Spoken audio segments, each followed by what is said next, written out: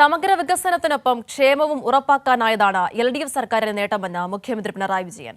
സർക്കാരിന്റെ 4ാം വാർഷികത്തോടനുബന്ധിച്ച് എറണാകുളം കാക്കനാട് സംഘടിപ്പിച്ച ജില്ലാതല മുഖാമുഖം പരിപാടിയിൽ ആമുഖ പ്രഭാഷണം നടത്തുകയായിരുന്നു മുഖ്യമന്ത്രി. അതിഥി തൊഴിലാളികളുടെ മക്കളുടെ വിദ്യാഭ്യാസം ഉറപ്പാക്കുന്ന പദ്ധതിയും മുഖ്യമന്ത്രി ചടങ്ങിൽ പ്രഖ്യാപിച്ചു. LDF ഭരണത്തിൽ സമസ്ത മേഖലകളിലും വികസനം ഉറപ്പാക്കാനായതായി മുഖ്യമന്ത്രി പറഞ്ഞു. എന്നാൽ സംസ്ഥാനം തകർന്നു എന്ന് ചിലർ പ്രചരിപ്പിക്കുന്നു. തകർച്ചയല്ല, ഉയർച്ചയാണുണ്ടായത്. IT മേഖലയിൽ സ്റ്റാർട്ടപ്പ് രംഗത്ത് വ്യവസായ സൗഹൃദമാക്കുന്നതിലെല്ലാം കേരളത്തിന്റെ നേട്ടങ്ങൾ ദേശീയ ശ്രദ്ധ നേടി.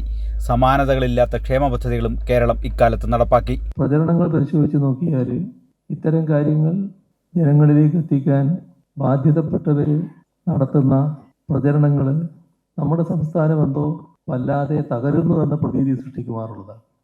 യഥാർത്ഥത്തിൽ തകർച്ചയല്ല, വളർച്ചയും ഉയർച്ചയുമാണ് നമ്മുടെ സംസ്ഥാനത്തിന് ഉണ്ടായിട്ടുള്ളത്. അതിഥി തൊഴിലാളികളുടെ കുട്ടികളുടെ വിദ്യാഭ്യാസം ഉറപ്പാക്കുന്ന പദ്ധതിയും മുഖ്യമന്ത്രി പ്രഖ്യാപിച്ചു. ചിലർ സ്കൂളിൽ പോകാതെ തെരുവിലലയുന്നത് ഭാവിയിൽ കേരളത്തിന് ദോഷമാകും. അതിഥി തൊഴിലാളികളുടെ മക്കൾ സ്കൂളിൽ പോകുന്നു എന്നത് തദ്ദേശ സ്ഥാപനങ്ങളുടെ സഹായത്തോടെ ഉറപ്പാക്കുന്നതാണ് പുതിയ പദ്ധതി. ഇവിടെ അലഞ്ഞുതിരിഞ്ഞ് നടക്കുന്ന ഒരവസ്ഥ ഉണ്ടാക്കാൻ പാടില്ല.